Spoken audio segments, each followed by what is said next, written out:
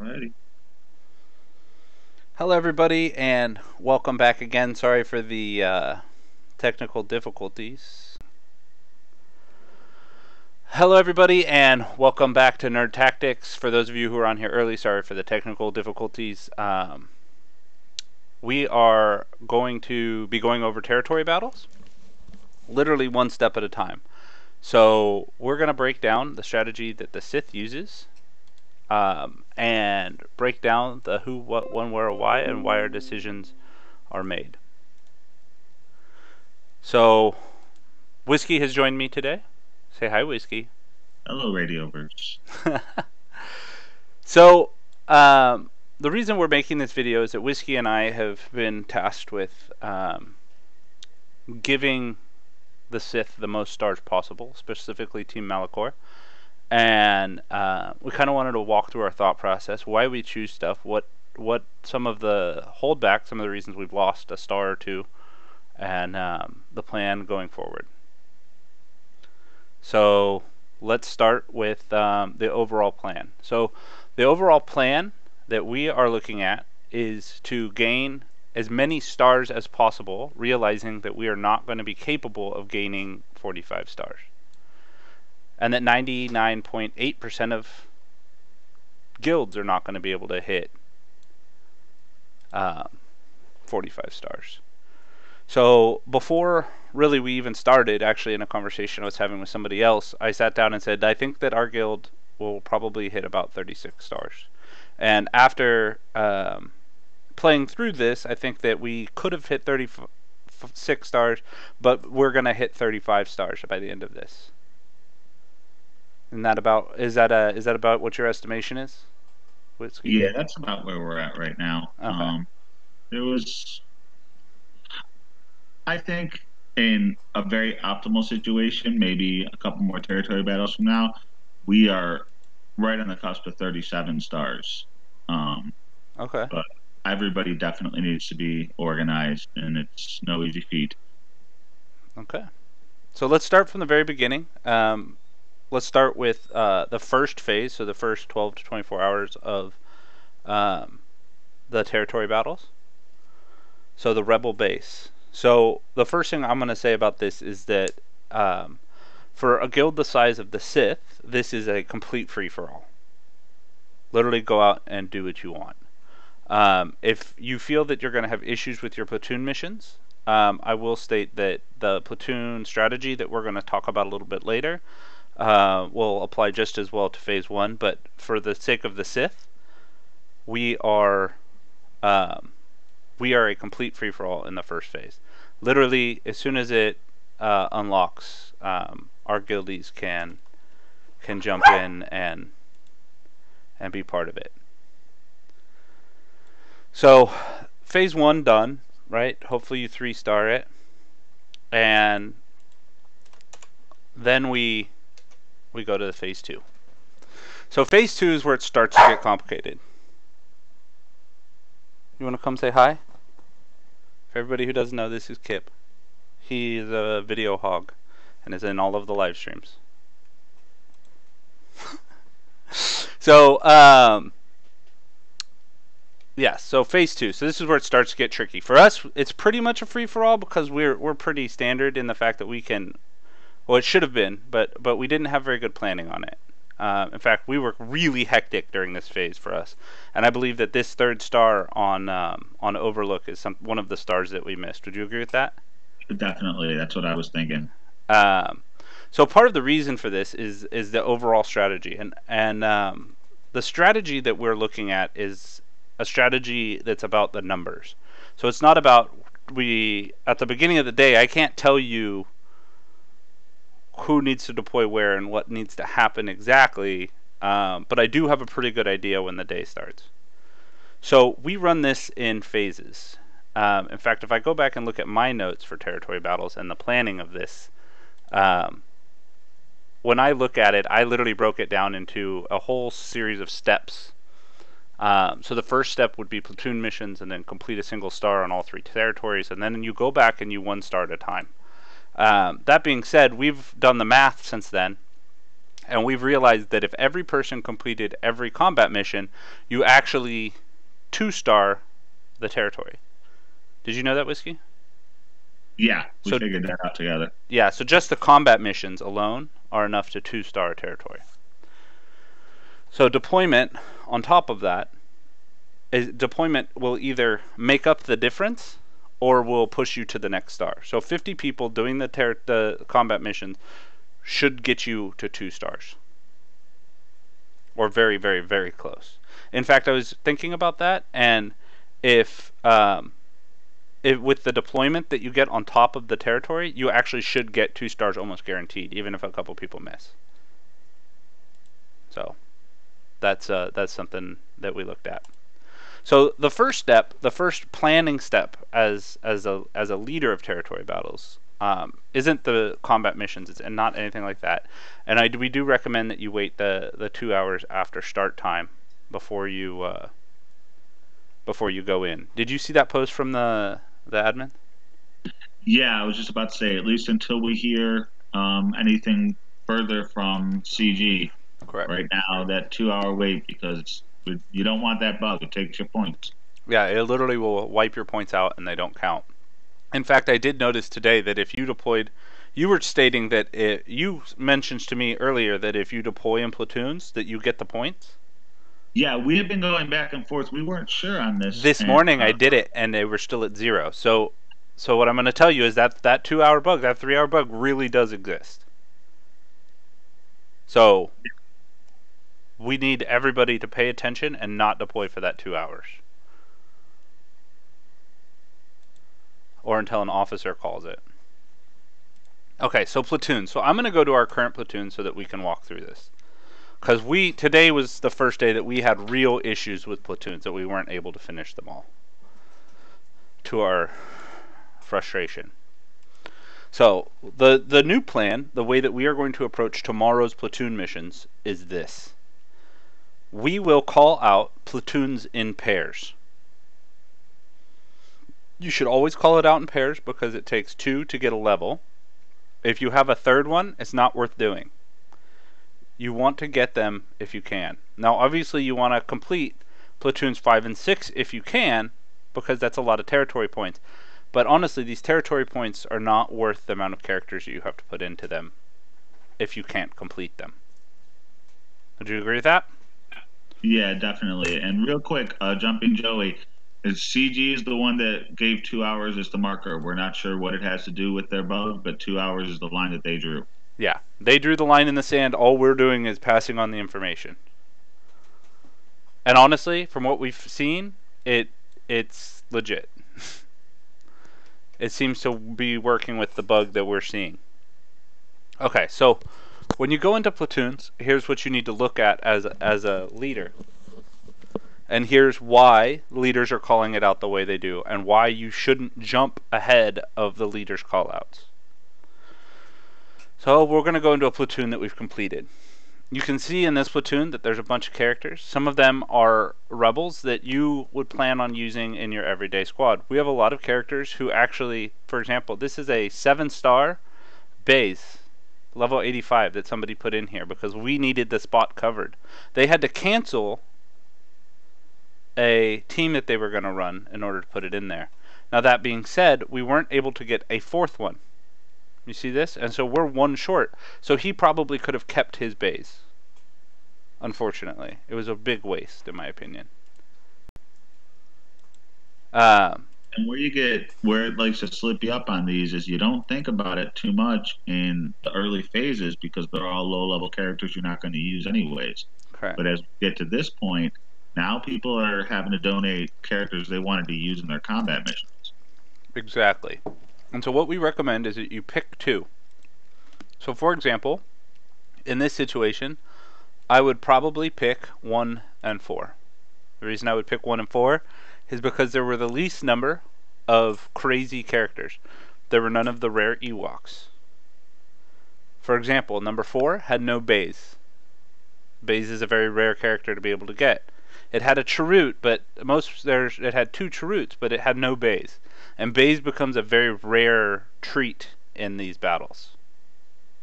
In fact, Whiskey, you had to put in a level 85 Chirrut today. I did indeed. And that's painful to the guild. Now there's other Chirruts down here in other places, and so it's painful to watch characters that people planned on using get into units that weren't used. So what the first piece out of this that I'm going to say for the leader is go in and pick smartly, know what your guild has in general, ask if you don't know, but have a known quantity before you go in. So if you know that your guild is short on bases, or we know that we don't have enough bays to cover all of this platoon. We knew that yesterday. In fact, we knew when we came in today that we weren't going to have enough bases because we had to beg for them yesterday. Yeah, we were talking about it last night. Yep. And so we sat down and we could have told you that this one right here, Platoon 2, wasn't going to happen. 2 bays wasn't worth it to us. We also could have told you that Platoon 6 wasn't going to happen because of the low gray. 100%. And so in Platoon 2, if we look here, there's a bunch of characters that could have gone other places. Now there's nothing super rare that anybody put it in, but there is stuff that they could have donated separately. They could have saved the time. Imagine if somebody had put a bays in this, or a Chirrut, or something that, like here, there's a Chirrut we could have used somewhere else. In fact, we could have saved Whiskey from putting in his 85 that he planned on using. Yeah, a little while ago, we just had to go hunting to find somebody in our guild that had a Lobot. Unfortunately, we found one, but we were one short of completing a platoon. There was a Lobot thrown in this platoon. Yeah. So we're going to call them out in pairs. That is the new plan. We ask people to respect that. In fact, we will call out anybody who does not. And ask them to stop. Because it is imperative that the platoons are done in a very organized way to stop waste. Now this won't happen all the time, but I can tell you that even in day 2, next time, we will be doing callouts for the purpose of we want to make sure that people get used to this. Only deploy in these platoons, only deploy in these. And that way we have a habit, and good habits is how you win at territory battles. Okay. You have anything else to put in for platoons? I mean, basically, like we know there's a lot to this. There's even more to this for me and Antagonizer than there is for a lot of the other people. Our goal all the way around is we're trying to make it so you don't have to sit here like floating on top of this screen all day. If we get good habits established and we get everybody understanding their roles, you can go in, do your job, get out, and this will become no big deal.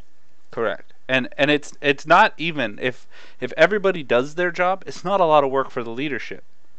The problem is that it's getting everybody on the same page, understanding the general goal, and knowing that the leadership is trying to do what's right.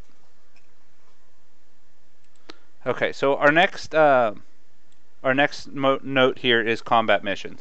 So from now on, when we open platoons, we're also going to open combat missions with a single caveat. We are going to set a priority. We'll usually only set one priority. Sometimes we'll set 2 priorities. And the purpose of this is as follows. If we look at any single mission here, for example here, we can look at this set of the territory and say our goal is to 3-star ships today. Our goal is to 2-star forward trenches, and our goal is to 3-star outer pass. And before the day starts, that's our goal.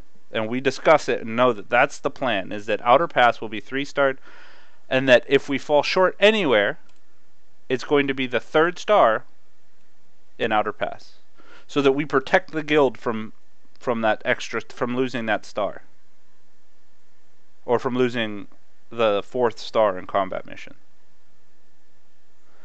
So we are focusing very heavily on how do we make sure that we either get all the stars that we want, meaning full 6 stars on the ground missions, or we get the 5 stars, whatever our goal is, but also protecting the guild from not getting the stars that we don't want.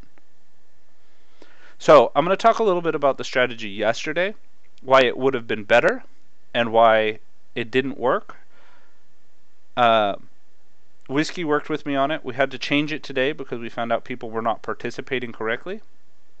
And this way we can talk about how to get a 3rd star, how to get 5 stars in ground missions.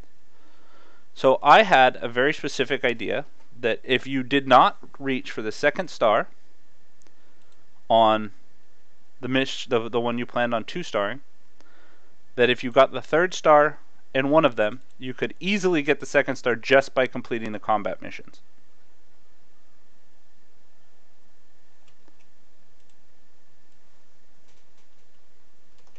So, the reason that theory didn't work is because people got disheartened and they saw that they were falling short on a star with 8 hours left in the platoons. I mean, in the territory battle. So they started deploying to try and get that extra star. At least that's the only thought process that would make sense to me, assuming we gave specific instructions not to. Basically, panic set in. Yeah, and it does. When I give instructions, or when Whiskey gives instructions, or when any of the leaders, I'm sure, give instructions, we're not doing it from a place of ignorance. We are literally sitting with calculators and math and focusing on this project to try and get it so that the territory battle works for the guild. We're not worried about your individual contributions as much as the guild's overall success. So, combat missions and priority. So, here's what we're doing. We're going to take today as an example. Today's priority was Outer Pass. The reason we put Outer Pass as the priority is because we wanted to see if we could try and 3-star Outer Pass. We did not push this super hard with the guild. We kind of just wanted to get through today. But the goal today between Whiskey and I was to see if we could prioritize over Outer Pass and see where that led us. So, it allowed us to open up deployment much earlier than, say, having to wait for all the combat missions to be done, but we did it in a very controlled way. What that means is that if you look at combat missions will, if everybody finishes every combat mission, you will 2-star every territory. That was the math we did, correct? Correct. That's how they came up with the number for the 2-star. Is if everybody finishes just all the combat missions. So any deployment into any territory at that point then becomes working towards a 3rd star. So for example, Whiskey and I have done the math today, and we're 2.5 million over on forward trenches, and those are deployments that we could have put into Outer Pass to work towards a 3rd star. So I called out a very specific number, 3 million earlier. Since then we've had 5 million put into forward trenches. Because of that extra 2 million did not make it into Overpass. I did that math by taking the remaining, my guess at the remaining number of combat missions people needed to run, and taking that number and removing it and putting only the remainder as the deployment number. Did I say that clearly enough, Whiskey? Yeah, and we sit there and we break it down to get the exact number. Like today there was a mission that required a 5-star Hoth Rebel soldier. We figured out how many people in our guild are actually capable. You don't count that at 50. If 16 people have it, you count that at 16. That's right. That's right. And so doing the math and figuring out exactly where things need to be and what needs to happen. So we prioritize Outer Pass. Now, note, I still haven't done mine, but I have my clones, and I'm going to here shortly, probably during this video. Then, once we have a concept of how many people have participated, how many people are actually coming in, that's when we start to open up deployment. We open up deployments first to make up the difference for the 2nd star, and then we open up complete deployment where we want to work on the 3rd star, so we can have an understanding for the next go around how short we are. So for us, that's opening up Outer Pass today. Now tomorrow, we're going to be looking at something very different. Tomorrow, Snowfields has 3 missions. One of them does not pay out additional territory points. So the special missions do not pay out additional territory points like a combat mission does. This is up to 4,700. This only pays this reward. It's the same thing with the Leia mission. Down here, we have less territory points required in order to get the first star and less to get the second star because we only have one combat mission. And up here, this one, both of these require special characters. Because of that, we have to do the math, figure out exactly how many people can actually do those, and then take a step back. So for tomorrow, what we're looking to do is prioritize the combat mission in the south, because we want everybody to do it. That'll guarantee us 2 stars in this mission. Then we are going to have everybody complete the special mission, because if all 32 people we had 32, right? That was how many people had the Luke. Yeah. If all 32 people complete this requirement, this special mission, we'll get an additional 3,200, which is more than if we gained an additional. What did we decide? It's like 6 stars. So first, it's 320, not 3,200. But oh, that's what I meant. Yeah. So when you go and you look at the rewards for stars, each star up is only granting you about 50 or 100 of these coins. So if you have 5 or 10 Commander Luke Skywalkers in your guild that can run this special mission, you're actually going to end up with more coins off of this than off of another star. Correct. But we're still not making it primary priority because we do want to actually get those stars as well. Yes, 320 currency. So what we're looking to do here is we're going to have everybody primary prioritize here. Then they're going to come up here. They're going to do the special mission. Sorry. They're going to do the special mission. And then they're going to complete these 2 combat missions. Now, we also know that most people are not going to be able to complete both of these. So what we're going to do is then we're going to dump most of our, when we see how many people have actually done it, we're going to look at the difference for the whole territory to see how much we need to get that second star. We'll then call out the exact number that we would like to see deployed onto this mission. Okay? It may be a large number tomorrow. I'll be very honest. It could be a very large number tomorrow. I actually think it will be. It will, however, still be, and this is where, once again, we get into math, it will still be a smaller number to get that middle territory to 2 stars, and it will to get the bottom territory from 2 to 3, which makes it the better place to invest. And by taking and making this mission your priority, if we have 50 participants who finish every wave of this single combat mission, all of the deployment can then go into that middle space. That is why we're doing it this way, because we want the additional deployment to go into snowfields. What it does is it frees up those extra points to be able to go in here, because we're not going to let none of the characters in Phoenix Squadron are going to be in the shop, and very few, and then Hoth Rebel Scout will not be in the shop either. So we're going to be focusing very hard on this special mission and then letting people play through these. Now we open up all combat missions at one time, but we are going to call out tomorrow, we're going to call out the combat mission in Forward Stronghold as target 1, and special mission in Snowfields as primary target 2. Complete all combat missions if possible. That's going to be our call out. At the same time, we're going to do like we spoke before. We are going to pick 2 platoons in each set of platoons, and we're going to call them out. When those are completed, we'll call out the next 2. If it's possible. If it's not possible to complete it, and us as officers are going to find out if we have those rare characters. Does somebody have a 6-star low gray? We know for a fact our guild does not. So that's where we're at with that.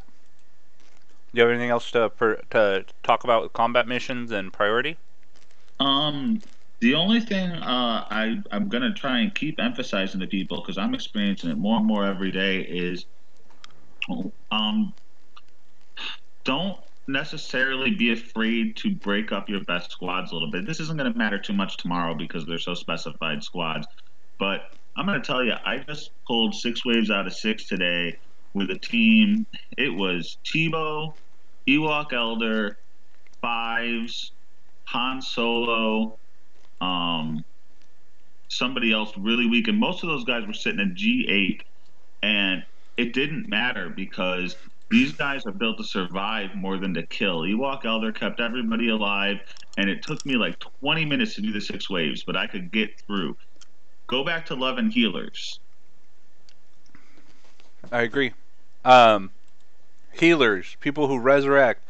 Jin is very strong in territory battles. If you have her geared up and leveled, there's no shame in doing what you can for the guild, and it doesn't matter how you get through it.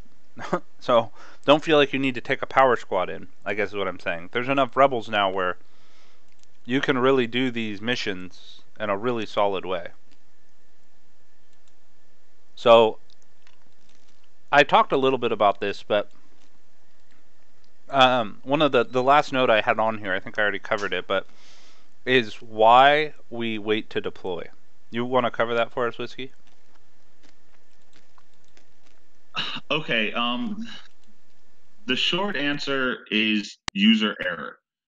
We've laid out a great plan, and if we knew for a fact that everybody was going to follow that plan, everybody could do everything right away at the same time. But that's not what's going to happen. You look at what Antagonizer just showed you with our middle node today, and an extra 2 million got dropped. And this was with our group tightening up a lot more compared to yesterday. There's still always going to be problems, and we need to hold off, and we need to wait and be ready to compensate for those problems. That's right. And that, I believe, in my opinion, is what deployment is. What is this? Oh, cool. Hey, push that button. Not yet. I'm gonna use it later.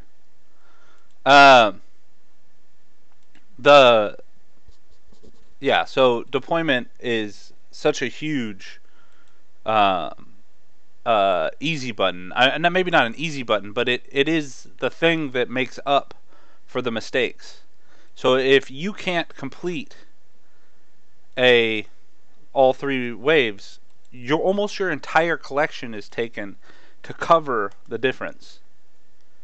So how many people do I have to cover for you with if you can't complete if you don't do it? So I have to watch, and I have to feel it out and see where we're at. And the other part is that if we don't believe, like for example us, we don't believe that we can 3-star all 3 of the territories tomorrow. In fact, we're pretty darn sure that we can't. So we have to plan and put into place a plan that works with that thought process. So there's a lot to it on the officer side, but I think that the 1 star at a time, what I would like to for other leaders, what I'd like for them to take out of this is this. I want them to take out that we understand what herding cats is like.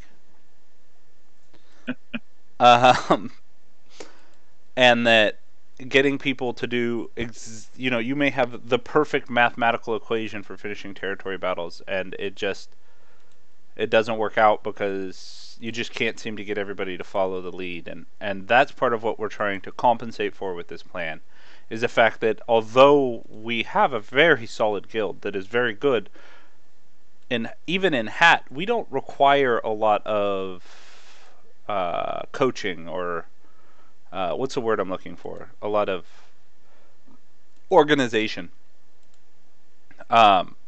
before territory battles. In fact, territory battles is probably one of the... Now, don't get me wrong. I'm not downing what Pat does. Pat keeps us really organized, and the officers do an amazing job. And maybe that's why I feel like we haven't needed it, is because they do such a good job. But territory battles is a whole new level of requirements. Yeah, and it's not, it's not as mystical as it looks. If you want to be really, really honest, when it comes to me and Antagonizer setting the game plan for the next day, that takes all of 5 minutes. The vast majority of our time is spent watching what goes on through it after we kick off the game plan and compensating. That's exactly right.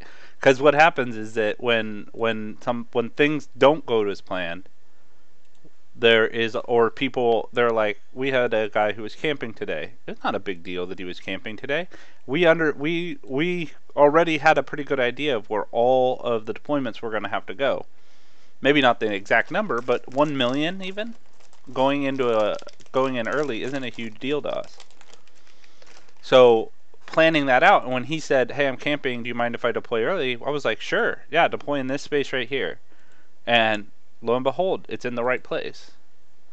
So part of it is just understanding the who, what, when, where, and why.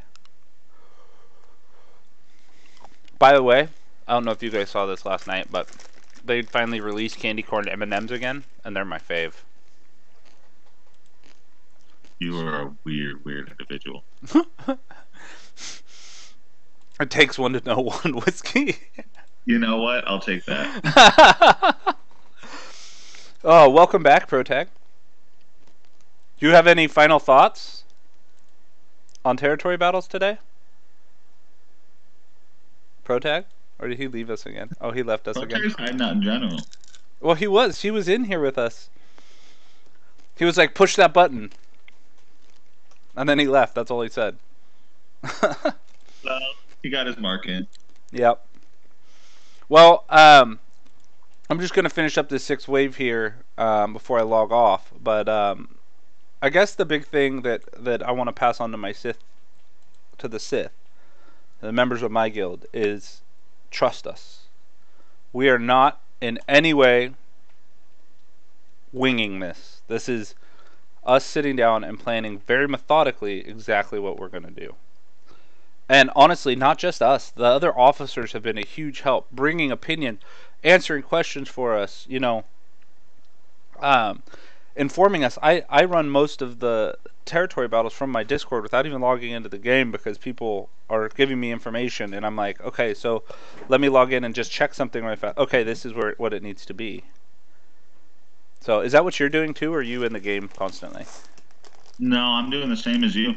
Yeah, I mean, Discord, we're capable of doing that, and the officers have been awesome. Absolutely fantastic help, especially yesterday before we were able to actually even post anything and get people's attention. So it's been a exciting day so far. Do you think we have Do you think we have enough not deployed to do the 3rd star today? I think we need 30 million. I don't know. We have a lot deployed already. How many people have done combat missions already? In the south, 41. In general, ooh. Yeah. Yeah. I mean, a lot of them could have been waiting to deploy and are still going to sign back on. Well, we have 43 people. So this is what we're trying not to do, everybody. See, this combat mission has 43 people, and it's already 2-starred? That's because too many people deployed. This is exactly what happened here. What we want is for this number to be 50 out of 50, and have this be 2-star, and this be 3-star. How much is that? So if another 8 people, so we'll take the 2 million plus another 7 people. 7 people is what? 7 times 400,000. So that's 2.1 million. That would be another 4 million in here, 4.2 million in here. That may not seem like it would change the world, but that's a big number. That's not an easy number to reach with deployments. So that, I guess, is the big takeaway that I would give everybody, is that we're going to go tomorrow. We are going to focus very heavy on forward stronghold. We want everybody to complete the combat mission in there.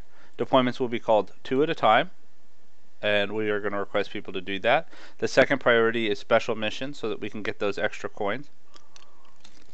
And every member of the guild gets them, like the Rolo. And then after that, complete these 2 combat missions. Other than that, that's the plan for tomorrow. Thank you guys for stopping in and listening to the way they did. We walk through this. You got any final statements for them? Just glad to be out here helping. Awesome. Hey, thank you, Whiskey, for joining me tonight, and thank you, Pat, for giving us the opportunity to work through this with everybody. Yeah, thank you.